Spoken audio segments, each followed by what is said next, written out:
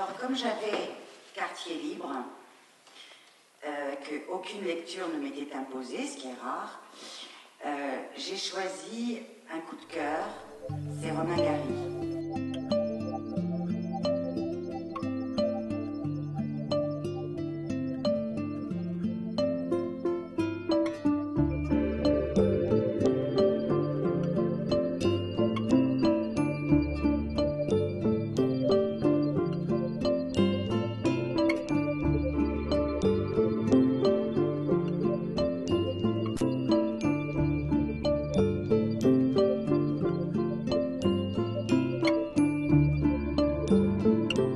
La première chose que je peux vous dire, c'est qu'on habitait au 6e à pied et que pour Madame Rosa, avec tous ces kilos qu'elle portait sur elle et seulement 2 jambes, c'était une vraie source de vie quotidienne, avec tous les soucis. C'est un exercice un peu particulier, la lecture.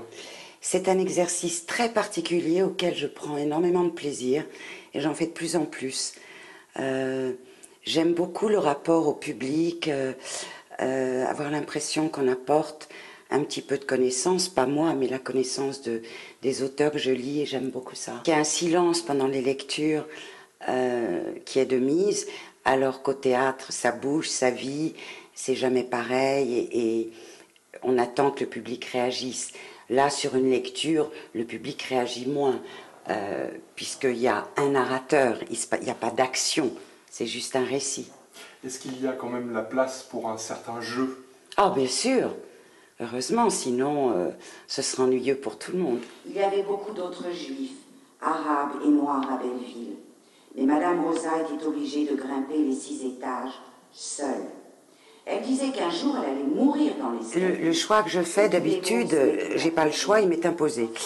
Mais cette fois-ci, j'avais le choix, et j'ai choisi Romain Gary, parce qu'il aurait eu 100 ans aujourd'hui, et que je trouve qu'il n'est pas tellement fêté, qu'il est un peu oublié, et c'est un auteur magnifique, et donc là, j'ai décidé de lire du Émile Ajar, un de ses pseudos, et La vie devant soi.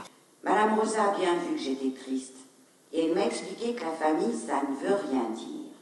Et qu'il y en a même qui partent en vacances en abandonnant leurs chiens attachés à des arbres. Et que chaque année, il y a 3000 chiens qui meurent, ainsi privés de l'affection des siens. Limoges, ça évoque quoi pour vous? Non, pour être très très franche, Limoges évoque pour moi le salon du livre.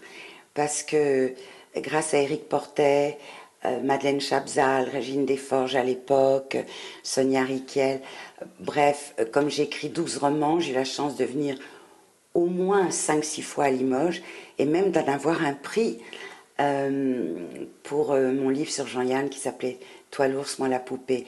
Donc Limoges, en dehors de la porcelaine, en dehors de cet hôtel que j'adore, je devrais peut-être pas faire de la pub, au Mercure, où je descends par les sous-sols vers les Galeries Lafayette, Limoges pour moi c'est sentimental avec toutes ces femmes merveilleuses, ces 3 rousses en noir que j'ai tellement aimées, Éric Portet avec lequel je continue à travailler. Donc Limoges pour moi, avant tout, c'est le salon du livre chaque année. S'occuper de moi seulement pour toucher un mandat à la fin du mois. Quand je l'ai appris, j'avais déjà 6 ou 7 ans, et ça m'a fait un coup de savoir que j'étais payée, parce que moi je croyais que Madame Rosa m'aimait pour rien, et qu'on était quelqu'un l'un pour l'autre.